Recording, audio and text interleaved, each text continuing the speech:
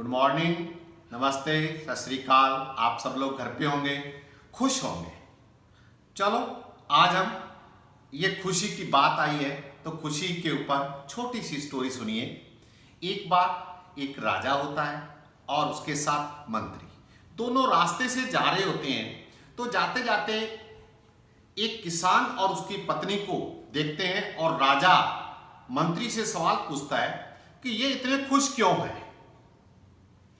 और मेरे पास सब कुछ है, मेरे पास धन दौलत सब कुछ है, लेकिन मैं इनके जितना खुश क्यों नहीं हूं। तो मंत्री जी कहते कि आप मुझे कुछ मोहरें दें, तब मैं आपको 30 दिन के अंदर आपके सवाल का जवाब दूंगा। तो सुनो दोस्तों, शाम के समय राजा से मंत्री जी 99 सोने की मोहरें ले लेते हैं और उस किसान के गेट के ऊपर टांग आता है। रात्रि के समय किसान सुबह उठता है तो वो देखता है कि उसके गेट के आगे कुछ पोटली के अंदर टांगा हुआ है। उतारता है, उतार कर घर पे ले जाता है तो उसमें देखता है कि सोने की मोहरें। फिर वो खुद गिनता है, जल्दी जल्दी गिनता है तो वो 99 होती है। वो कहता कि 99 नहीं 100 होनी चाहिए, कहीं मेरी गलती में फर्क तो नहीं है। तो वो अपनी पत्नी को बुलाता है, पत्नी काउंट करती है तो भी 99 होती है।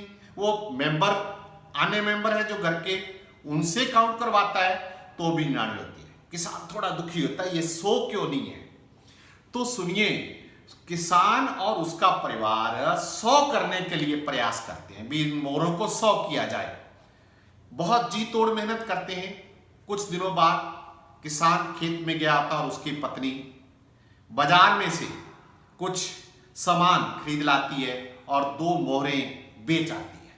तो जब किसान शाम को घर पे आता है तो वो फिर काउंट करता है तो उसको 2 कम मिलती है, यानी 97 मिलती है। किसान बड़ा गुस्से हो जाता है कि ये क्या, कि 2 कम कैसे होगी। तो पत्नी उसको बताती है कि मैं कपड़े खरीदना है। अब किसान कहता अब और ज्यादा मेहनत करनी पड़ेगी और वो और ज्यादा काम करने लग जाता है और 100 पूरी करने का प्रयास करता है। इसी प्रकार कुछ दिन बाद उनके परिवार के अन्य सदस्य उसमें से कुछ खर्च कर देते हैं। तो किसान बड़ा दुखी रहने लग जाता है और परिवार के अंदर जो तनाव पैदा हो जाता है बच्चों।